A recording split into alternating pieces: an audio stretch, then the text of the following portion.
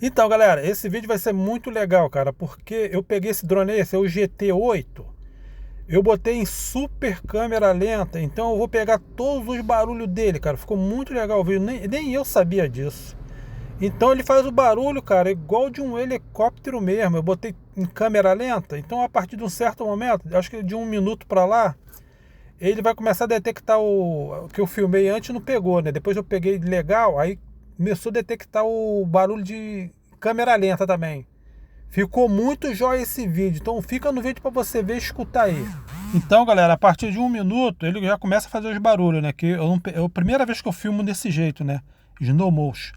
Então, quando der 1 minuto, vai começar já a gravar os som dele, cara. É muito legal. Eu gostei muito desse vídeo, cara. Ficou muito legal. Depois eu vou aprimorar ele para ficar melhor. Agora vai começar o som dele. Vou ficar quieto para vocês escutarem, né? Vamos lá?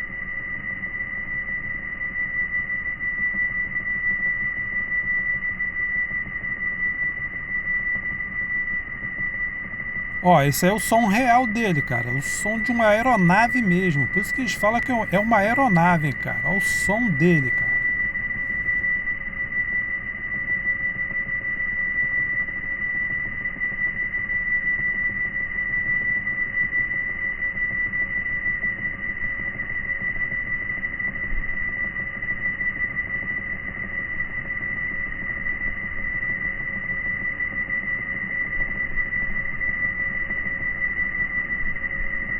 Lembrando que a compra desse produto eu vou deixar aqui na descrição do vídeo, que fica nos 3 pontinhos aqui em cima, galera. E vai ter vários pousos e decolagem para vocês escutar. Vamos escutar.